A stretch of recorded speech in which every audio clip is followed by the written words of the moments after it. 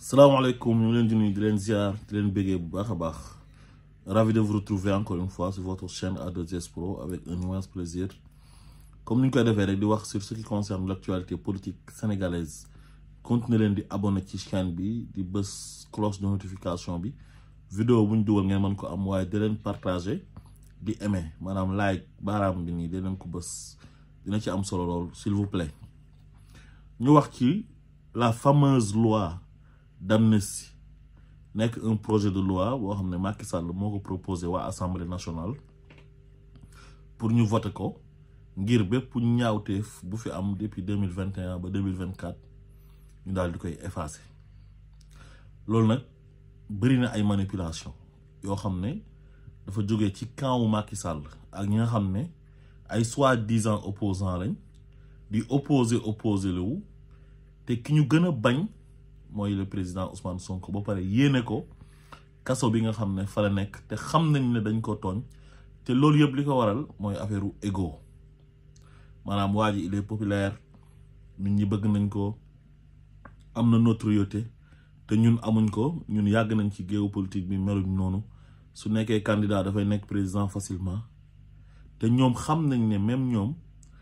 bu Ousmane Sonko nekkee ci kaso bi sax ñoom mënuñoo nekk président de la République parce que amuñ popularité boobu noonu amuñ dayo boobu ci wàllu politique waaye li leen jàpp rek mooy soxor waaye li yàlla wax rek fii qulubihim maradun fa zaadahum allahu maradan wa lahum azabun alim bi ma kaanu yaksibun seen xol yi ñoo feebar yàlla dolli leen ci feebar ndax li nga xam ne ñu ngi ko doon fàggu ci àdduna te bu ñu dee yàlla mbugal leen loolu moo dal ñu bëri léegi ma bëggoon a leeralal mbokk yi loi d'amnistie bi lan moo ko tax a jóg loi d'amnistie du pour benn nit ay fait lay effacer ay jëf yoo xam ne amoon na muy ay ñaawteef li ko dalee ci at bi ba ci at bii loolu moo ko tax a jóg léegi nag ma bëgg leen a xamal ne ñi nga xam ne ñoom ñooy bañ lu loi d'amnistie bi di génn naan loi d'amnistie waru fee am te ñoom nee nañ Macky Sall lañ faral dañ leen di nax di leen manipuler di désintéressé wu wane na ñoom loi d'amnistie bi concerné wu leen waaye Ousmane Sonko la concerné attention ay fen la manipulation la loi d'amnistie bi pour Macky Sall la ak ñi mu àndal waaye du pour Ousmane Sonko. Ousmane Sonko n'a pas besoin d'une loi d'amnistie parce que daful dara Ousmane Sonko il est blanc comme neige moog ñi mu àndal ñëpp ay nitam dañ leen a jàpp utiliser justice utiliser police gendarmerie doole état jàpp leen ne dañ leen di tëj ci kaso yi pour neutraliser leen parce que Ousmane Sonko dafa populaire nit ñi dañ kaa bëgg Macky Sall moo waxoon ne je vais réduire l'opposition à sa plus simple expression jàppoon na Khalifa Sall tëj ko ak Karim Wade ci élection 2019 bi ne ñii duñ bokk léegi nag bi mu paree mu songu Ousmane Sonko foog ne day yomb ci moom Ousmane Sonko nekkul benn yambar wala benn tapet boo xam ne da nga koy fekk mu toog di def rôle am di opposé wu nga ne da ngay ñëw patamee ko parce que yow yaay président de la République nga jàpp ne tu as tous les pouvoirs jàpp ko tëj ko si kaso bi pour nit ñi fàtte ko daf ne Macky Sall man na maa rendi waaye bu ma bëggee rendi ay loxoom dina tax deret lan mooy ndeyu yow nga ne yow yaay président de la République nga jàppee si bopp un demi-dieu ànd ak sa ay suq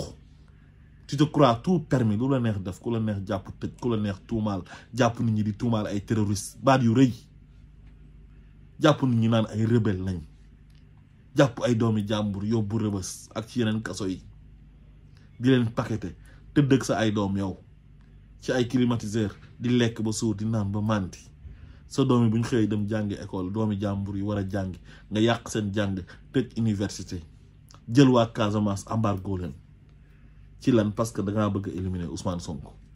Macky Sall dafa tooñ Sénégalais yi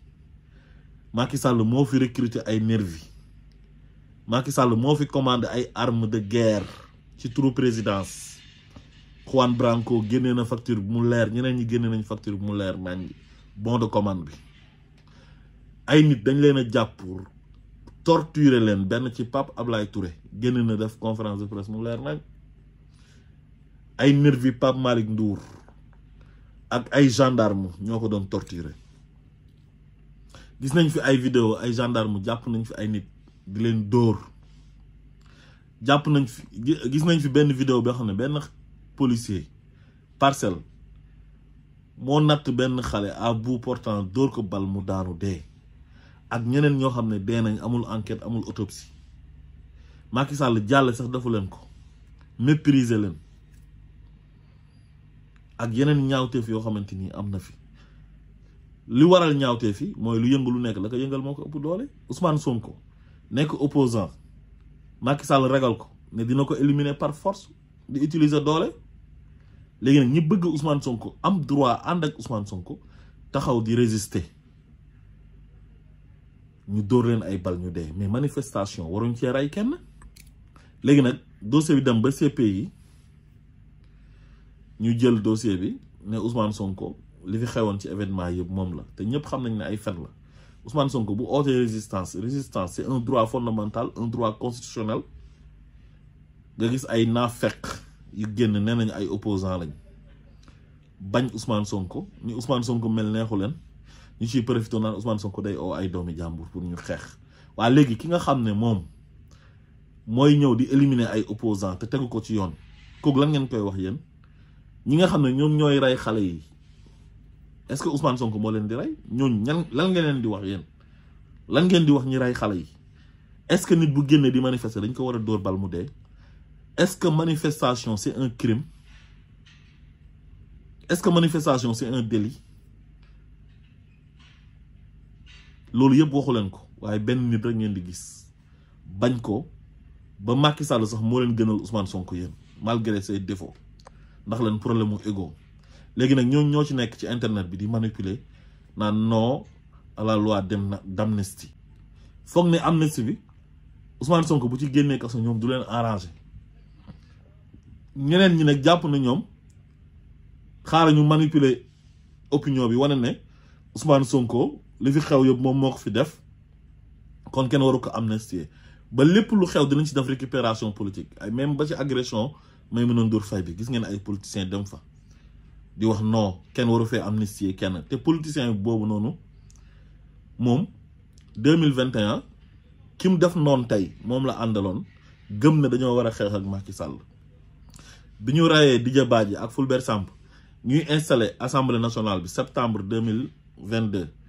ba mu buddi micro ba di jaay xamadeeg reewaande moom politicien boobu naan assassinat wu Fulbert Sambou ak Diaz dina leer te léegi déggatu leen ko mu wax ko de pour lan parce que maire de Dakar bi nga xam ne moom lay jël xaalis ba di noos di tukki ci ay avion di toog première classe di dem ci ay dëkk Europe ak Amérique di dal ci ay hôtel 5 étoiles ci xaalisu sénégalais yi loolu la bëgg Macky Sall bàyyi ko mu am jàmm di ci noos moo tax mu dem di ko neexal ëlbatiku jàpp ne Ousmane Sonko mooy noonu Macky Sall mu ne xaaral ma def Ousmane Sonko noonu parce que képp ku def noonu Ousmane Sonko rek Macky Sall da lay def xarit loolu la jëndee moom digganteem ak Ousmane Sonko boole ko ak benn arrogance ak benn reewaande foog ne moo gën a reew nit ñi keneen ki moom ay waxam sax wax ko man dama koy tayal parce que amul programme ci politique amul argument moom pour moom politique manipulation la fen sos di victimiser wu jàpp ne sénégalais yi yow noonu lañ lay fale tu te trompes da ngay nax sa bopp ñooñ ñoo nekk nag di rey nit ñi ak ay wax ju bari ma bëgg leen a xamal Sénégal yi Ousmane Sonko masul rey nit Ousmane Sonko deful détournement de deniers publics Ousmane Sonko masul commande ay armes recruter ay nervi jox leen ko ñi fi rey ay nit recruter ay nervi commandé fi ay armes de guerre def fi ay ñaawteef ay détournement de deniers publics lépp ñooñu xam nañ leen te bu fekkoon ne amnistie pour Ousmane Sonko rek la Macky Sall du ko mës a def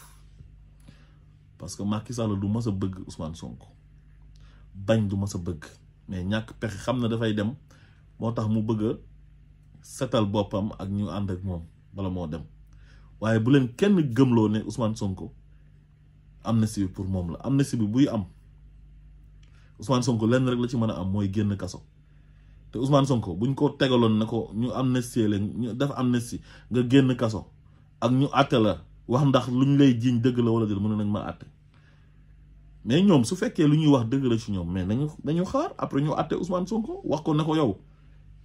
dañ la jiiñoon terroriste lii ak lii mooy wane ne terroriste nga dañu wax ne rebelle nga appel à l'insurrection lii ak lii moom moo koy wane Ousmane Sonko loolu moo ko gënal mais du mos a wor Sénégalais yi ñoom ñoo ko jàpp tëj ko ci kaso bi ñooy def ay pexe pour génnee ko setalaale seen bopp waaye bés bu génnee ci kaso bi dina leen xamal ne carrément moom amnistie bi du demandeur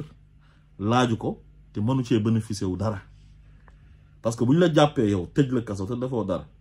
mooy dañ laa séquestré kon Macky Sall dafa séquestré Ousmane Sonko kon Ousmane Sonko moom amnistie intéressé wu ko parce que defut lu tax moom ñu koy amnistier loi bi bu ñu ko bëggee voté Ousmane Sonko mënu ci dara parce que Ousmane Sonko du moom moo am majorité Assemblée nationale ki fa am majorité xam ngeen ko mooy Macky Sall dañ ko yóbbu woon ballottage def intercoalition Yewwi Wallu ci barke Ousmane Sonko ñu am ci ay député yu bëri bi ñu amee ay député ci lañ jàmbu Ousmane Sonko dem ànd ak Macky Sall waa taxawu Dakar tamit Macky Sall lañ gën a jege kon defe naa ne ñooñu loi bu ñu bëgg a voté Assemblée nationale day jàll waaye du ngeen mës a dégg ñu ne député Pastef yi voté nañ loi d'amnistie su ngeen gisee ne député Pastef yi voté wuñ loi d'amnistie kon kañ ngeen war a xam ne loi d'amnistie bi concerné wul Ousmane Sonko te Ousmane Sonko n'est pas demandeur Ousmane Sonko bu nangoo loolu dafay wor askanu Sénégal ñi dee war nañoo ubbi ay enquête xam ñan ñoo leen rey ak lu tax ñu rey leen su ko defee bu ñuy def amnistie pour baale parce que